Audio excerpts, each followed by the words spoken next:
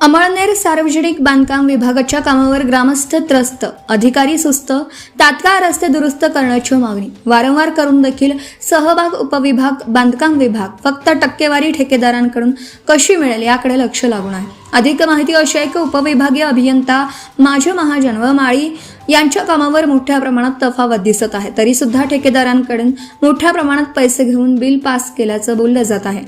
तसेच अमळनेर हिंगोनी आंबा पिंपरीपर्यंत कामांची शोधपत्रिका काढावी, कारण रस्त्यांवर खड्डे पडल्यामुळे साईट पट्टी नसल्यामुळे अनेक शाळेच्या मुलांना, महिलांना व शेतकऱ्यांना मोठा त्रास सहन करावा लागत आहे।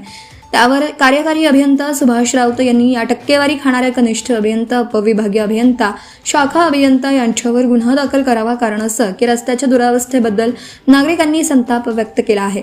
खड्ड्यांमुळे हा रस्ता आता जीवघेणा ठरत असून संबंधित विभाग अजून कोणाच्या जीव जाण्याची वाट पाहतोय का, असं संतप्त सवाल परिसरातील ग्रामस्थ विचारत आहेत। तसेच जानवे, डांगरी, आंचलवाडी परिसरातील ग्रामीण रस्त्यांची साईड पट्टी व खड्डेमय झाल्याची जबाबदारी ठेकेदाराने नाकारली आहे, कारण ठेकेदाराने यांना मोठ्या प्रमाणात टक्केवारी दिली आहे। परिसरात गौण खनिज फुकटांचं वापरून काम केल्याचं बोललं जात आहे, त्यामध्ये वाळू माती मोठ्या प्रमाणात या रस्त्यांसाठी शासनाला कुठलाही कर न भरता काम केलेलं असून देखील तरी या रस्त्यावर खड्डे जागोजागी दिसत आहेत।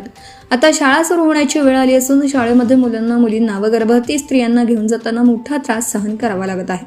गेल्या 10 दिवसांपूर्वी अमळनेर हिंगोली कापरे एका महिलेला रस्त्यावरच प्रस्तुती करण्याची वेळ आली होती, कारण खड्डे चुकवताना महिलेला त्रास झाल्यामुळे नागरिक संताप व्यक्त करत आहेत। यावर उपविभागीय अधिकारी प्रांत यांनी कठोर कारवाई करावी, तसेच पालकमंत्र्यांनी देखील या कामांची चौकशीचा आदेश करावा, अशी मागणी ग्रामस्थ करीत आहेत।